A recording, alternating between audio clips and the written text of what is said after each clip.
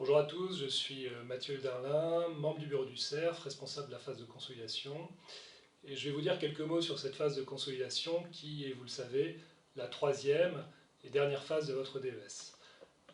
D'abord, pour accéder à cette phase de consolidation, eh bien, vous avez dû passer votre thèse. Et donc vous êtes docteur junior, et à ce titre, vous allez gagner en responsabilité. Vous serez parfois en première ligne sur des examens ou sur des gestes, mais vous serez toujours sous la supervision d'un senior.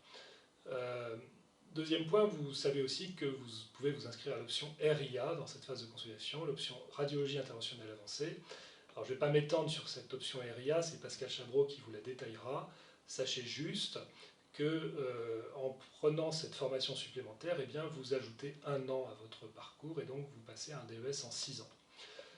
Un point sur le choix des stages qui est un peu spécifique puisqu'il, contrairement aux phases précédentes, il ne se fait plus à l'échelle de la subdivision mais à l'échelle de la région. Donc si vous le souhaitez, vous pourrez postuler sur des stages dans une autre subdivision mais dans la même région. Et puis à côté des stages, il y a les enseignements théoriques et encore en phase de constitution, vous aurez un tronc commun de modules sur les techniques innovantes en échographie, scanner, IRM et puis surtout vous aurez là encore, des modules radiocliniques, comme en phase d'approfondissement, mais à un niveau plus avancé, un niveau expert si vous voulez.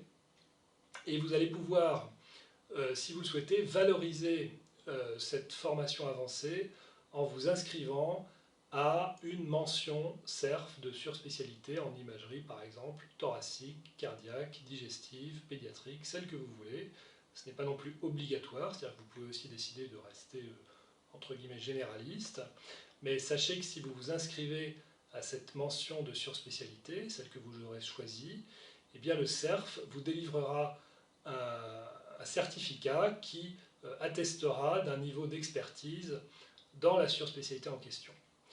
Dernier point, la phase de consolidation se termine par la soutenance de votre mémoire de DS, et donc au terme de cette soutenance, eh bien, vous êtes définitivement radiologue, médecin spécialiste en radiologie.